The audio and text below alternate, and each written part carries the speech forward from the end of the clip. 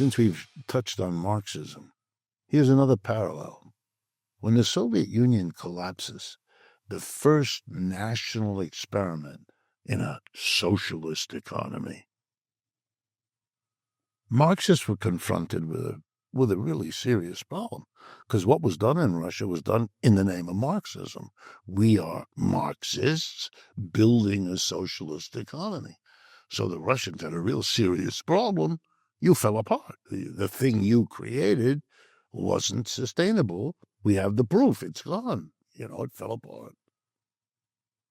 Everybody who wasn't a Marxist piled in and said, you failed because socialism doesn't work. I don't know, kind of a quickie summary of the story.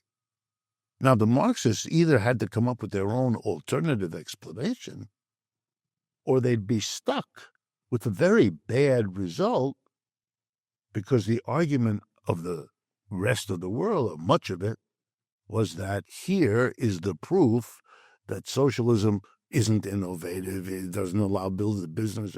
Socialism doesn't work, right? And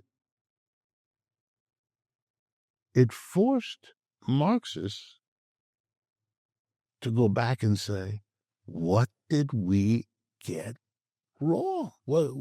What did we not see? We didn't see that this experiment would fall apart. Not even by some outside invasion or war. None of it. It just fell apart.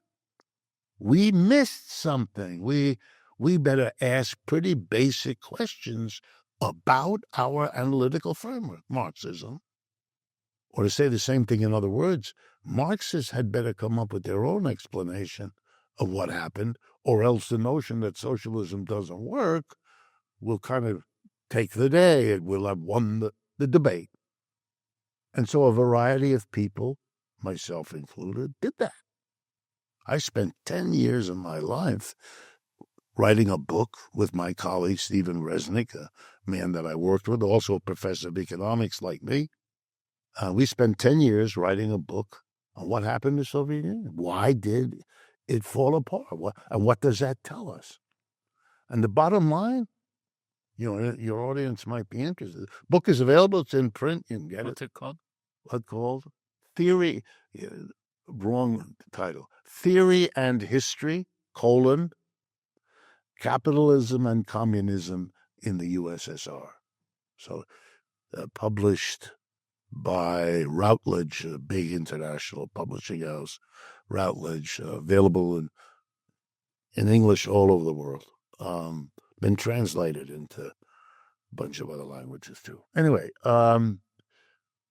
here's what we found, just to give you an idea of how basic we asked the question, which is what I'm demanding in a sense of people who misunderstood where the United States was going relative to China. We came to the conclusion that the notion of socialism and communism had been taken in a direction after Marx's death by his followers that we believe produced an unfortunate outcome.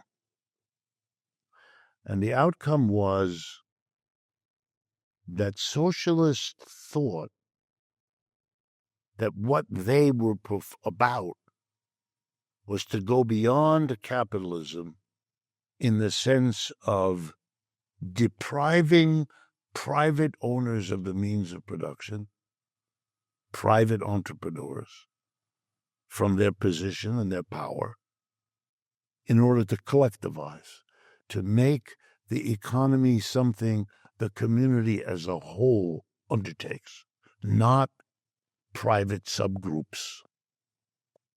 Because of the contradiction.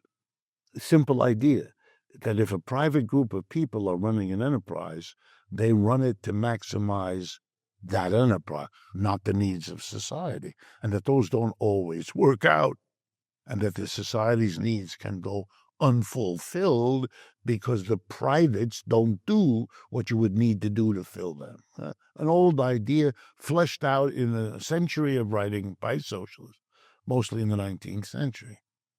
And so they ended up with a tension between the private enterprise and the state as the representative of the community as a whole, which should, and Russia makes a revolution, gets rid of the private enterprises and replaces them with state-owned and operated. So that indeed the whole 20th century is an endless debate between the private and the public. Capitalism, United States, private, versus socialism, Soviet Union, public.